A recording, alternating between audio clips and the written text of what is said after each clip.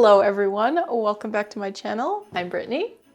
Wow, I feel like it's been too long since I posted a full-length YouTube video. Some of you may know already, but I've been posting YouTube shorts every day for the whole month of December, and I'm calling it Mini Chocolate Vlogmas. So I've been pretty busy doing that, but if you're interested and you haven't watched them yet, check those out. Honestly, they've been kind of fun to make. And in those little short videos, I do a lot more behind the scenes and I show you some of the struggles that I'm having with chocolate work. Anyway, today's video was actually filmed over a couple of different weeks. It started out with me attempting to make my own silicone stamps with my own custom shapes like Andre Dubovic does on his Instagram. If you haven't seen those, check it out. He is pretty cool. Now, in theory, you do that by shelling some of the mold cavities with chocolate and then carving out a design with a toothpick. You then pour in silicone, or honestly, maybe he uses something else, to create a stamp to use to melt off the cocoa butter later. This didn't work like I wanted it to for two different reasons. First, it is tough to carve out a shape that actually looks good into that thin layer of chocolate with a toothpick. Second, my dried silicone is very soft and squishy, and I wonder if it would work better with a firmer silicone or some other material that's a lot stiffer. The soft silicone makes it hard because when you heat it and then press it onto the cocoa butter later to create the shape, it can squish down and make your design thicker than you want or distort it because it melts more cocoa butter than you want it to. I was originally trying this technique out for a balloon dog bonbon project I was hired for, but I ended up using a custom rubber stamp with gold luster dust, and they turned out much better and a lot cleaner.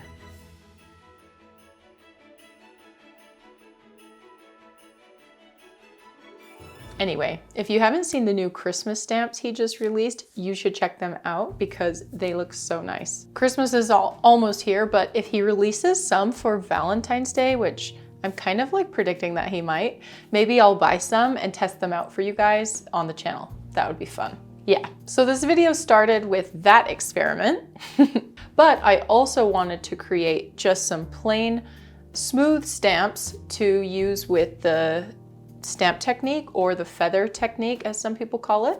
And I already have a video on this technique. If you aren't familiar with it, you can watch that here.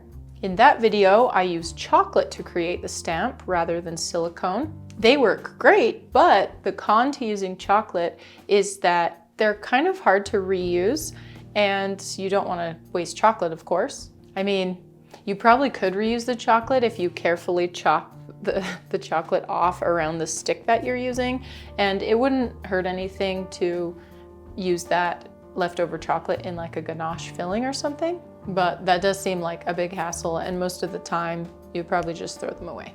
Now, when I made it, I used compound chocolate, so it's a little less expensive. You could use something like candy melts, which are not the greatest thing to eat anyway.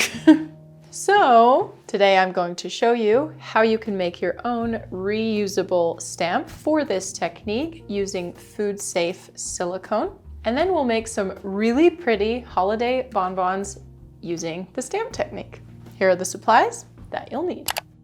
Some sticks or toothpicks. I'm just using these cake pop sticks I have on hand, and I actually trimmed these down to be a bit shorter before I made my stamps.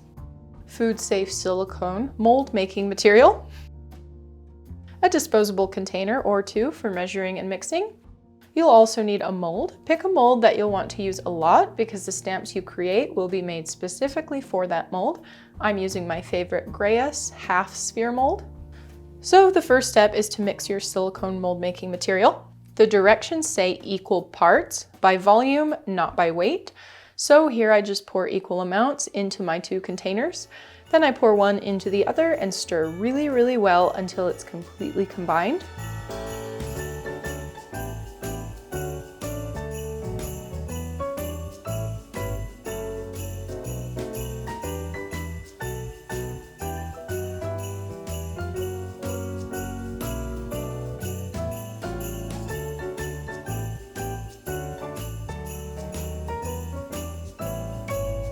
All you do next is carefully pour the mixture into the mold cavities. I'm just doing every other one.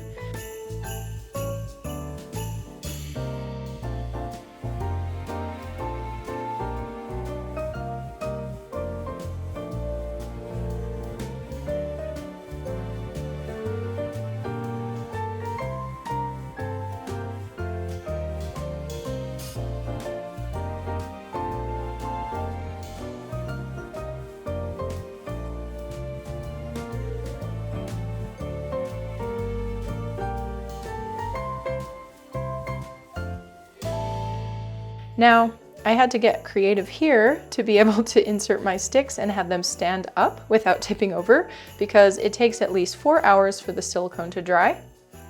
All I did was take a little square of aluminum foil, poke a hole into it, and then bunch it up a bit so it sits above the mold and holds up my stick.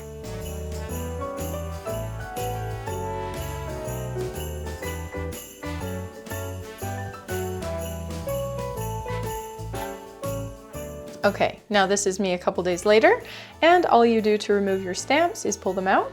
They do feel like they're stuck, but if you just grab an edge and squish it sideways, it kind of pops out. If you have any small pieces of silicone that were higher than the mold cavity, just trim them off with scissors.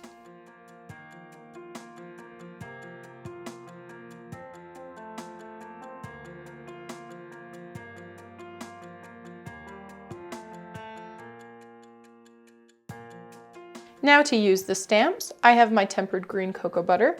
This is Jade Green from Chef Rubber. You'll dip half or less of your stamp into the cocoa butter, tap off the excess, then press it straight down into the mold until you see extra coming up out of the side.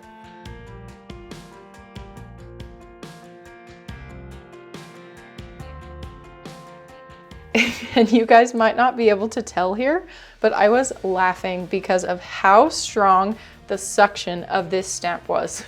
Because it's squishy and flexible, I will definitely say it does not work as good as the stamps made from chocolate.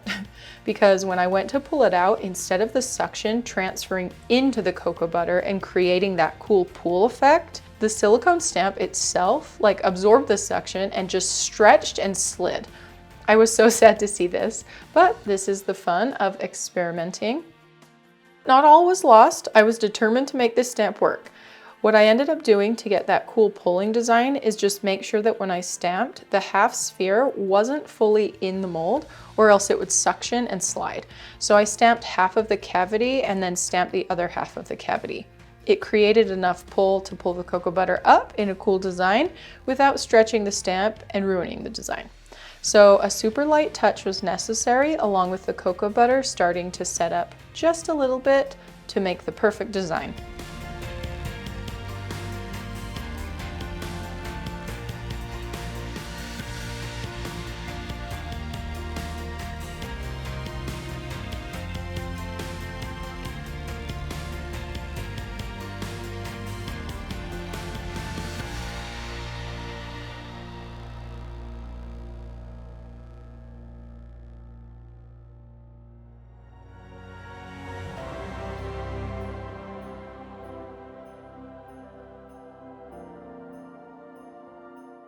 So after struggling to figure this out with a couple cavities, I figured out my process. First, I would coat the whole mold with the cocoa butter by spinning it into the mold. As the cocoa butter began to set up, I would carefully stamp into the mold until I got a pattern that I like, moving around and being careful not to create too much suction.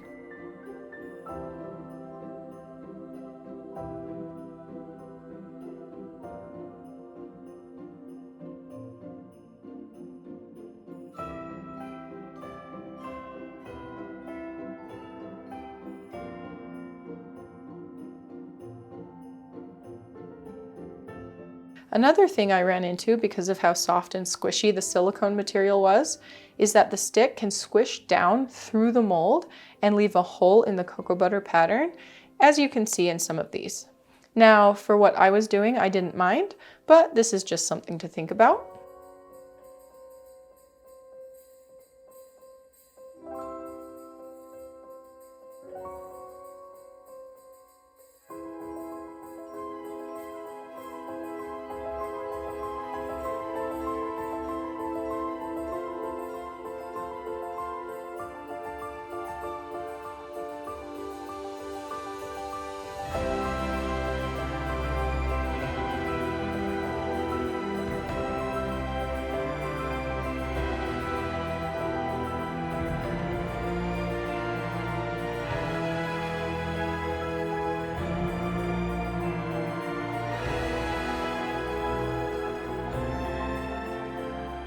And now I do the same thing with my tempered red cocoa butter, which is Retro Red from Chef Rubber.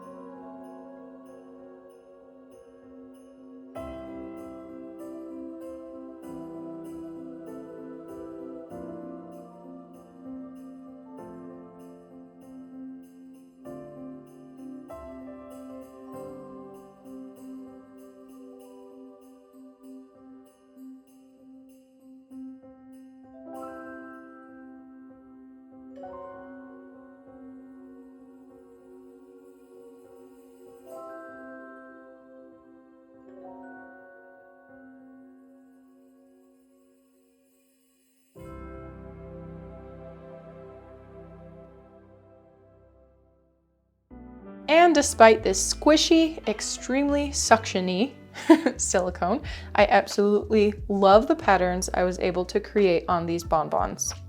Next, I take my tempered gold cocoa butter that I made using my favorite edible luster dust from Genere Cakes and back the bonbons.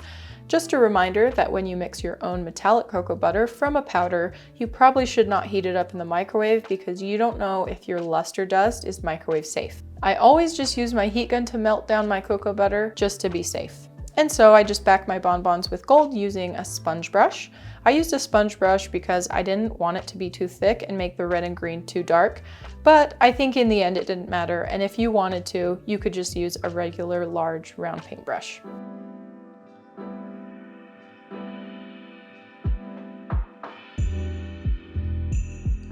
I left 2 rows down the middle with no gold because I wanted to see which version I liked better, a gold background or a white background. Oh, and I guess I didn't film it, but after this I sprayed on a white background onto the full mold using my airbrush. Now I shell my bonbons with Calibut milk chocolate, and the filling is a milk chocolate raspberry ganache.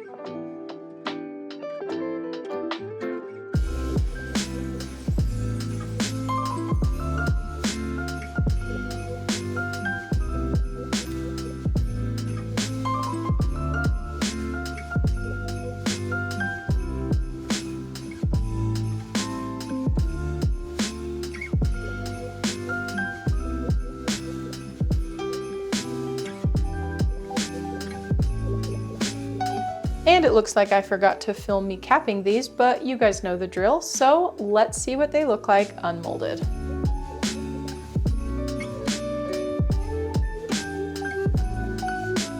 Christmas Day.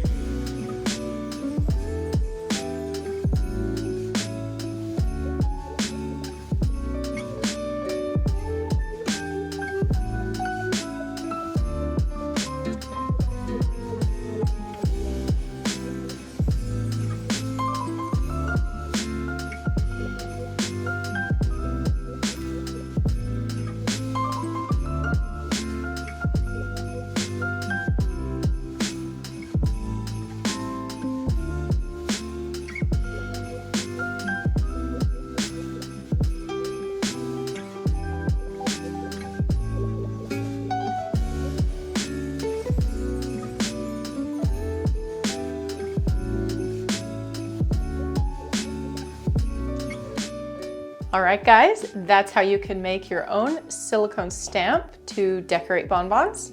Now, I really do love how these bonbons came out, and I love using this stamp technique. I think the patterns that it creates look so cool, but if I were to create another stamp, I probably wouldn't do it using this material. Even though I was able to get the design to still turn out despite the squishiness of the stamp, you really do need something that sets up a bit firmer in order to make this technique consistent and efficient.